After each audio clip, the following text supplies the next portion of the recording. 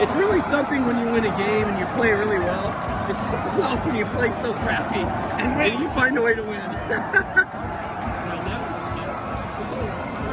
That is. All right.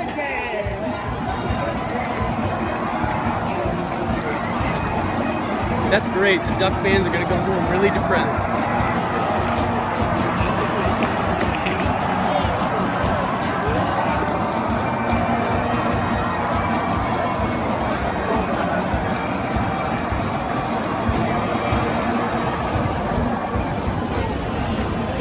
So it's amazing how the offense got it together for that last series and, the first possession of overtime.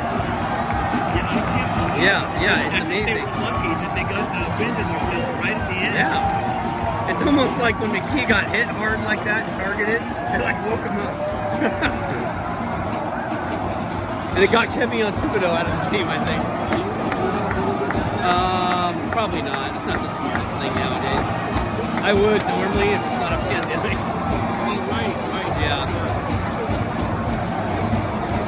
I don't know.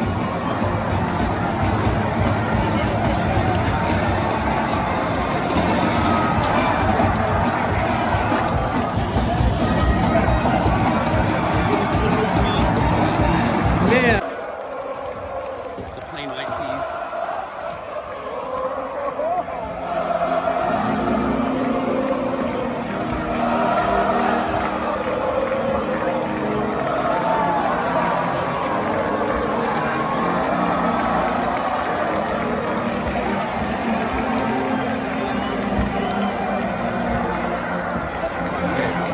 All right, everyone, that was crazy, that game. And I know I sounded a little bit pessimistic just talking about how Stanford played in that game. Offensively, come on, it's the same thing we've been seeing all season long. We've had trouble running the ball. It's the same offensive line as last year, and they really ran the ball well last year. And these guys are young. They were sophomores last year. They all played as true freshmen because of what happened, all the injuries in 2019. But my goodness, they've struggled to run the ball inside this year. But God, the receivers have just been out of this world this year. And the quarterback play from Tanner McKee is on another level. I mean, he's turned out to be a phenomenal player. We all hoped, he would be that guy, that would come in and just set the world on fire. He's definitely doing it. I mean, some of his throws are just amazing, NFL throws.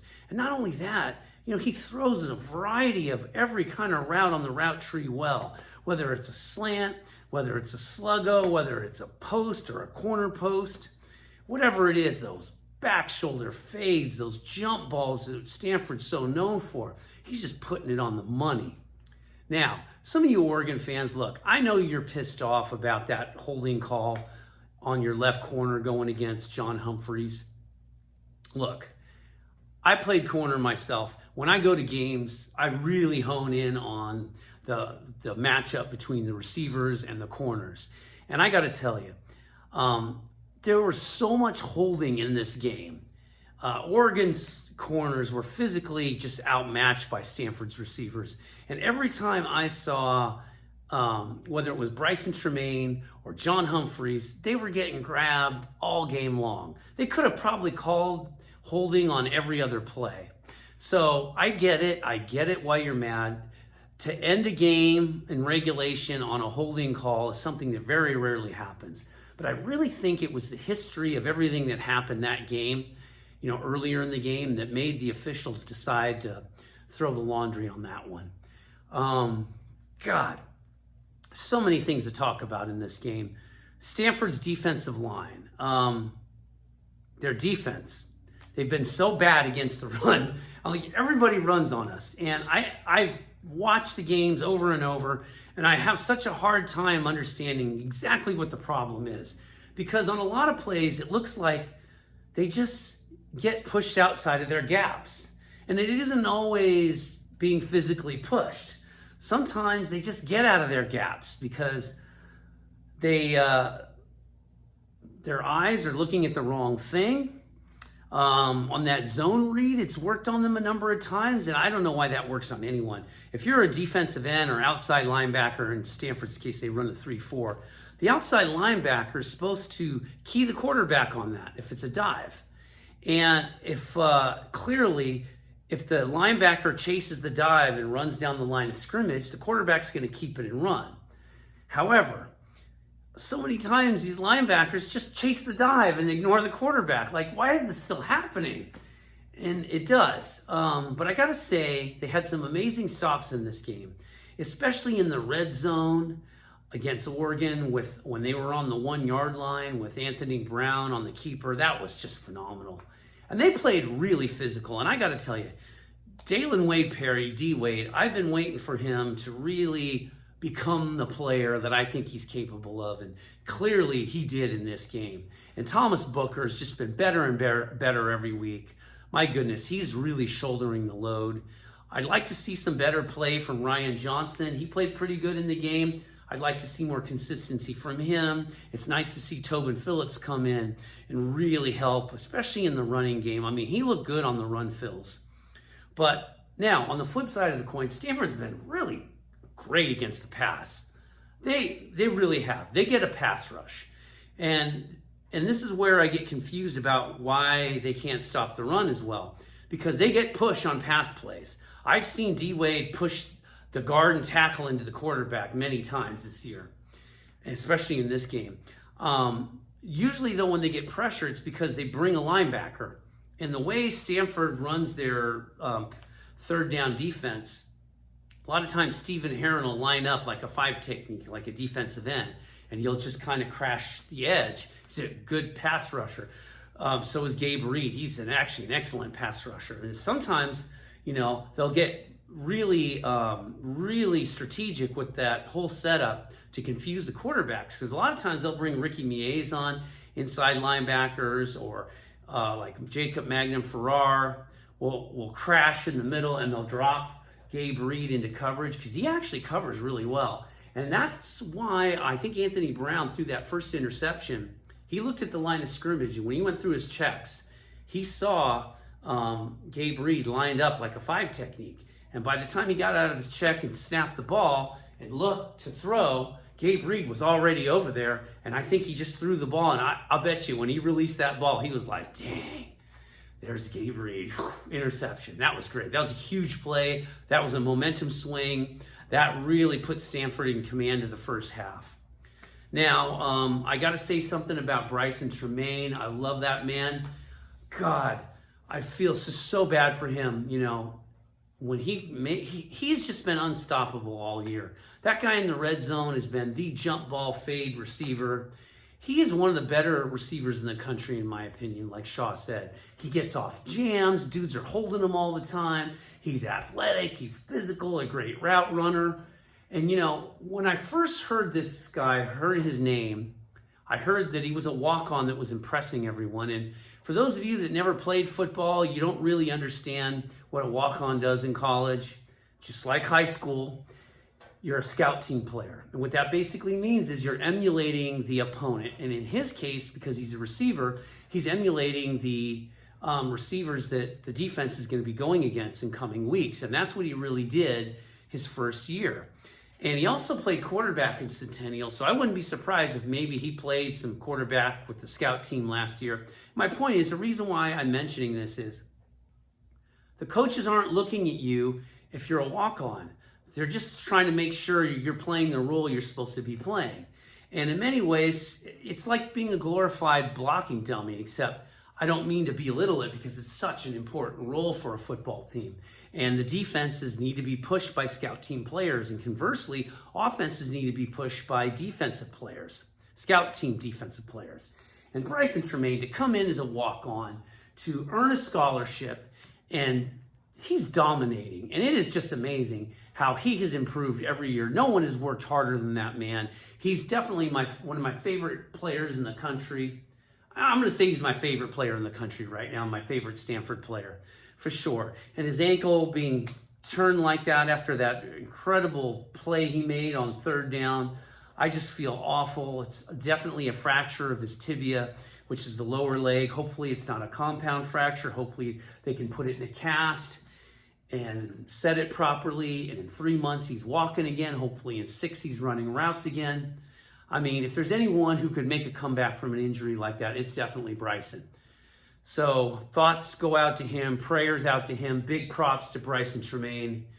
You are definitely an inspirational player, for real. Okay, even with Bryson gone, one of their top receivers, man, the way Humphreys has been playing, he has just been busting up corners all year. Go ask USC's corners. I mean, man, not only was he catching balls on USC, he was beating up their corners. He was taking it for another 8 to 12 yards, and he showed a lot of that in this game as well. Just that last touchdown in overtime, he dragged those players into the corners and safeties into the end zone with him in punishing fashion. I just love that. That is the textbook definition of intellectual brutality. Wow. Yeah, and Elijah Higgins, don't get me started on that man. 6'3", almost 240, blazing speed, physical. He goes up for those back shoulder fades. He high-pointed the ball against Oregon on that touchdown in regulation. Man, that guy's been playing at a high level too. Oh, God. And, you know, one of the things that's annoying to me is the way the pundits have been talking about Oregon's win as if it was just their own folly. Part of it's true. They shouldn't have thrown the ball there with 2 minutes left. That Stanford didn't have to burn a timeout, and that proved to be a huge, huge difference because time ran out on the last play for Stanford. They ran that stupid zone read that went nowhere, and maybe they wouldn't have run it if they didn't have that timeout, you know, saved in the end of that offensive sequence for Oregon. But either way, what an incredible game. Shaw did an incredible job, and his staff with coaching. I feel like they outcoached Mario Cristobal there. I really do. I think Cristobal's an incredible recruiter, great at player development, his staff. But I think when it comes to X's and O's, they get outcoached by great staffs. And Stanford's definitely got a great staff. And as much as Stanford fan base will complain about Shaw, he almost always has his teams prepared. Yeah, that was pretty incredible. And even on the Gabe Reed interception, like I said, it looked like Anthony Brown threw it right to him. But let's be real. That was a lot of disguised coverages that happened there. There was zone blitzing there. They dropped Gabe Reed. It definitely confused Anthony Brown. And you got to give credit to Lance Anderson for that one. All right, sometimes you got to finish videos up in the weirdest places. Anyway, so I want to talk about the corners, the DBs, safeties as well. But it has definitely been a strength of Stanford. My goodness, to not have Ethan Bonner, who's a starter and a very good corner. Zeron Manley came in and replaced him and played. I mean, his first start was against USC. And man, he had himself a game. And of course, Caillou Blue Kelly is probably the top corner in the nation, top 3 guy. And, you know, to have a guy like Nick Toomer come in who had almost no reps, I hardly even knew who he was. He came in and started last week against UCLA and played pretty well. Same thing at safety with Alakai Gilman. Same thing, or Alaku Gilman. Same thing. That was his first start, and I was really nervous about that because, man, UCLA's got themselves an offense.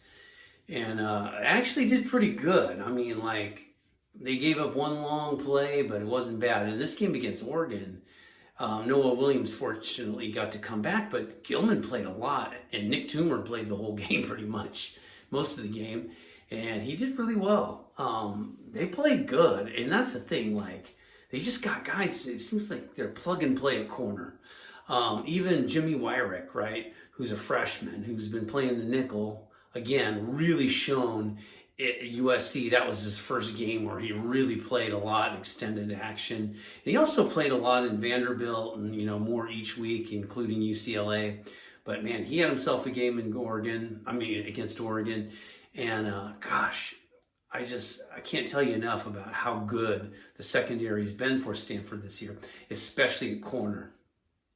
Now, I want to address the Kayvon Thibodeau targeting penalty. So, I'm just going to put it out there. Let's be real. You hit a quarterback in the head or neck area, they're going to call targeting. That's it. You're out of the game. That's it. There's no way they're going to allow stuff like that, especially on a play like that where he literally got sandwiched. I thought he had a concussion. Thought, God, there goes our season. And fortunately, he comes back one play later, throws that dart to Eurosack for a first down. I'm like, oh man, I'm loving this. So yeah, he was a soldier in that game for real. Tanner McKee's the real deal. He's just going to get better. Still enjoying the high from this game for real. Anyway, if you enjoy my analysis, let me know, and I can give you more in the future if you're interested. If you like the video, please like it, please subscribe it. I could even create a whole new channel, maybe call it the Intellectual Brutality Podcast. I like the sound of that. Anyway, hope you're well. Take care. The plain white tees.